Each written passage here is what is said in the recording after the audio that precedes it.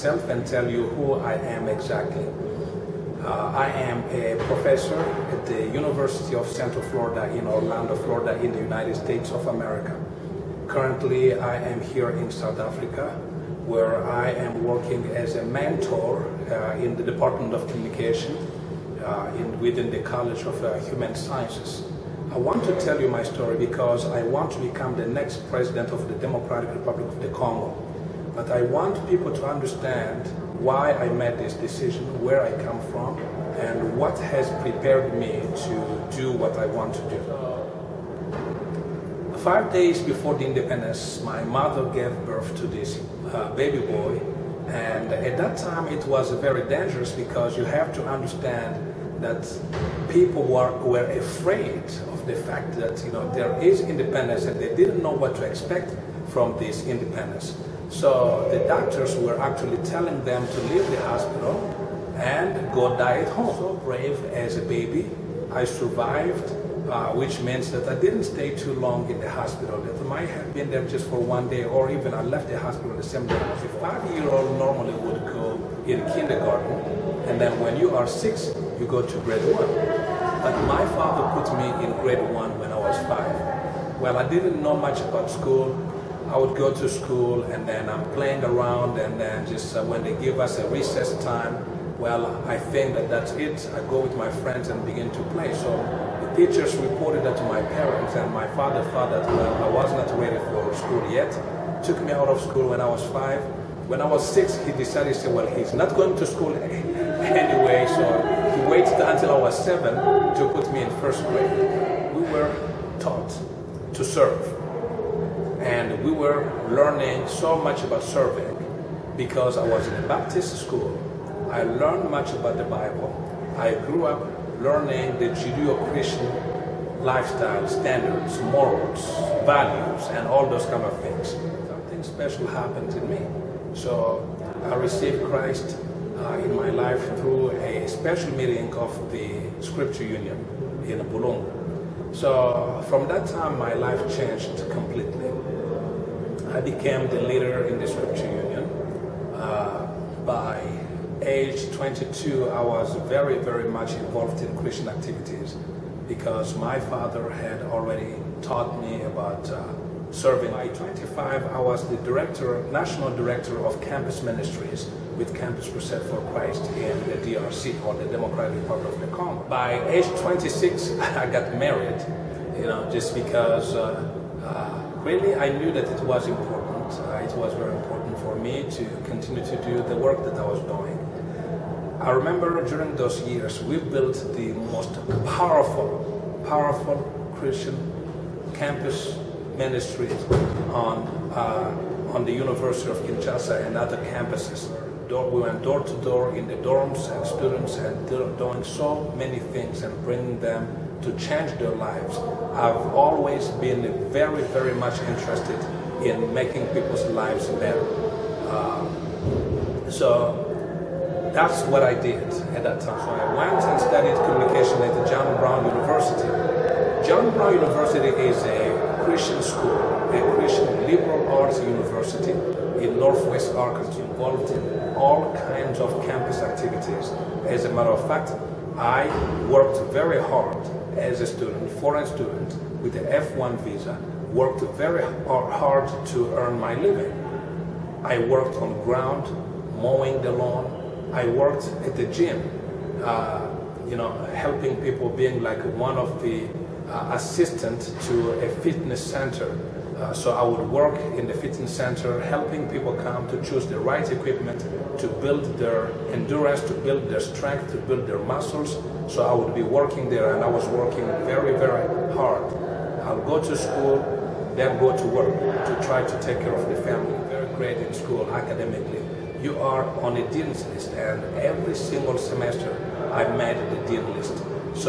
And I graduated from John Brown University with honor as a foreign student, but I managed to graduate much better than people whose English was the first language. And when I was on campus, I was noticeable to everyone because I was involved in many, many activities on campus. including the radio station, because while at JBU or John Malala University, I studied communication. I was in broadcasting, which means that I really was on radio all the time. I would be speaking, talking. I still have many of my air checks of that time that I did on radio. And I helped also on television, on the production side. So I was there all the time. I did radio all the time. And I would do my shift alone, myself. I wake up in the morning, 5 a.m. You know, people knew me. Everywhere I went on campus, people knew who I was. To a point where the university actually selected me to put my name on the book that they called the Who is Who Among Students in American Universities and Colleges. So my name was selected to be one of the who's who among students in American universities and colleges. So I am a who's who, not because I applied for it, but the university saw that I was very, very impactful on campus. And there I worked as a graduate assistant in the program, mass communication program. After 2 years, I had defended my thesis. It was a master thesis then. What happened here is that it was very interesting because I was the only student who chose the thesis option. Now, in the United States, you don't have to choose a thesis option. You can take what you call a comprehensive exam and finish it, or you take comprehensive exam and a thesis option. And I took the challenge. I took the thesis option. When I defended my thesis, I remember just one of the professors on that committee came and shook my hand and said, "Congratulations. You are the first person to defend a thesis in 14 years. We haven't had a student choose a thesis option." So for me, really taking challenges has never been something complicated. I love challenges. I took the challenge, I defended the thesis, and I managed to pass that thesis, the defense, very successfully. Historically Black college. So I went there and taught from 1996 to 2001. While I was there, I was working on my doctoral program as well. I went, joined the virtual environmental research team and got my PhD in virtual systems, virtual environments, or with a focus on virtual learning environments, College of Sciences. And I teach courses that are related to new media or new technologies. I teach courses such as production of interactive multimedia applications, courses such as computer-mediated communication, courses like electronic media technology and society. So those are the kind of courses that I teach, and then conduct research, publish research, and direct a thesis as well. So that's my work as far as a university professor. I've been at UCF since 2001. This is 2015, so you can count how many years I've been teaching at this big public university. In America, there is something else. When a professor becomes very important, based on his or her research, teaching, and service, the university decides to give that person a lifetime contract. That lifetime contract is called tenure. So I, for one, am a fully tenured professor from my university at the University of Central Florida. So I am a tenured professor. At that time, UNISA asked me to come also and offered me a one-year contract where I can come and help them to develop a new national diploma in public relations and also to help them be a mentor to their academic faculty or personnel as well. So that's what I've been doing here at UNISA. In 2006, I made a trip to the DRC. This was after the election of Joseph Kabila when he came to power. I made a trip to the DRC, and what I saw there broke my heart. I noticed that people were begging to have their food. There were no jobs, the roads were destroyed. Places that I left years ago that were flourishing with businesses, those businesses were no longer existent. Life had become miserable. I mean, you can see the misery as soon as you land at the airport of Kinshasa. It is unacceptable. a country that should have been the richest country on earth looks like just a war zone. Nothing. Well, I tried to talk to the pastors and say, is there anything we can do, because the city of Kinshasa itself has like 10 million people. I said, what are these 10 million people doing here? In a family of 10, you would see, for example, just 1 or 2 people only working. So I'm asking, what are these people doing here? They said, well, most of them ran from the war zones in the eastern part of the country, and then they came here in Kinshasa in search for a better life. But they don't have jobs, no employment, and most of these people are starving. I said, we gotta do something. I have to do something. I made an organization called the John Malala Dignity Foundation, because with that organization, I wanted to find a way to teach people to work. Because I realized that, like this expression that said, you give me a fish, I will be hungry. You teach me to fish, I will not ask you a fish again. I will never be hungry. I will take care of myself. So I said, I'm going to create this Center for Leadership, Leadership Mission and Development. And in this center, I will be teaching people, or we will be teaching people some skills so that they can have money to make a living. You know, they can take care of their families. 2010, I landed back in Bulungu. Then I called people, like 100 and 250 people came. Adults, you know, just women and men. They came, and I said, okay, we are going to work together. We're building this place, a center. So we found a land, 15 hectares of land. The land was in a very beautiful place. It's like on a hill, and the hill comes all the way down to a river called Kabangu River. And near Kabangu River, there is another river where Kabangu flows into the Kwilu River. So we began working, but the area was very difficult because it has this clay that has existed for centuries, red clay, which is very good for making baked bricks. So I called people, I said, let's take machetes, let's take shovels, let's take everything, and then we are going to work. So we began working, leveling that hill so we can build the first building. We built a 20 meters by 15 meters school there, which now serves as a school for children and adults who are learning trade. So we have an elementary school. Right now we have up to 5th grade, and then we have a carpentry school. We also have a construction school. We have also diversified activities on that 15 hectares campus, where we have a rice mill, because we wanted to make sure that people also can diversify their nutrition. So far, their staple food there is manioc, cassava, and corn. So we realized that we can add some rice as well. So people grow the rice and they bring it there to mill the rice.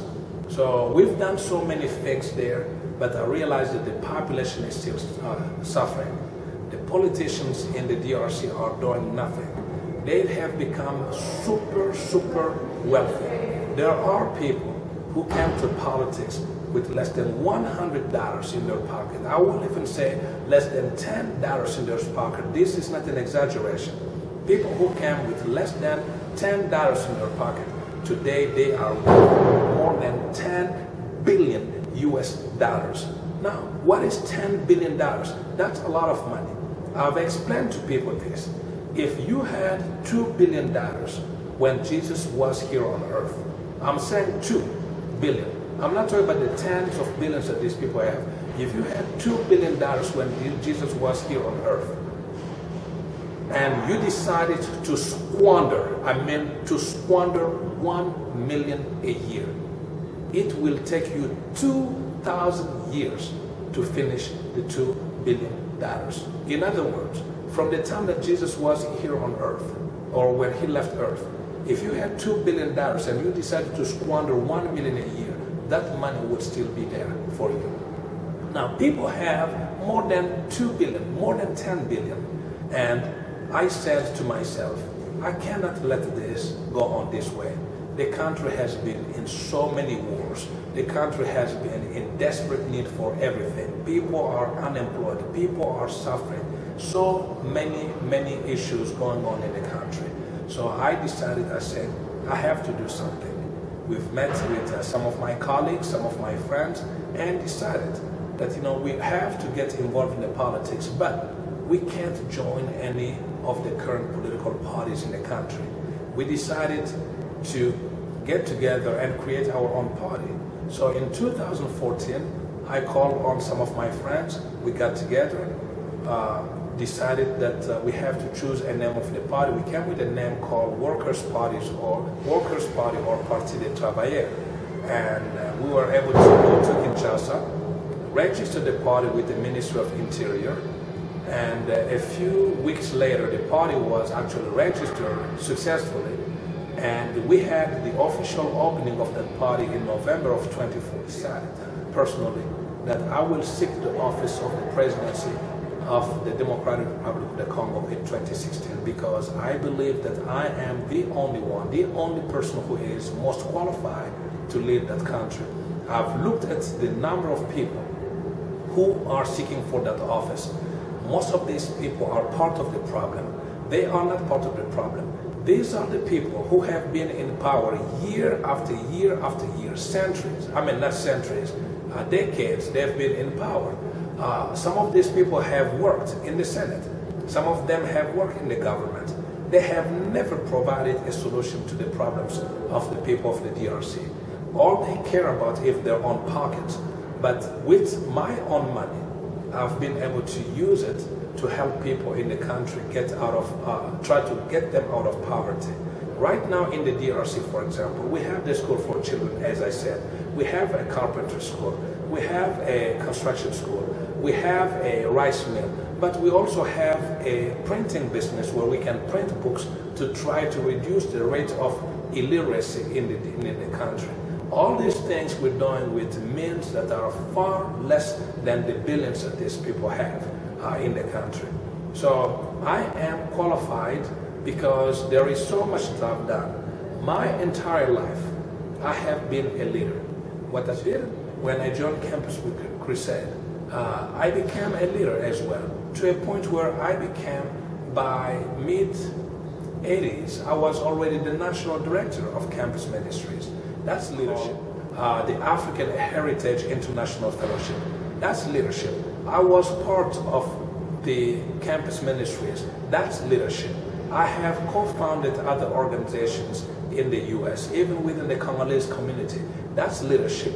I had my own business when the internet first became a booming business in the 1990s.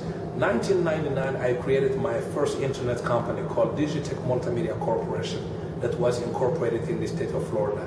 I hosted websites and I designed websites while I was teaching. I had people working with me and other people also assisting in the design of websites or many other activities related to websites. I also took other initiatives to create other side businesses. I am the president of a national party because the Workers' Party has its president. We have people working in different stages, but I am the national president of the Workers' Party. I am the president or the CEO, the chairman of the John Malala Dignity Foundation.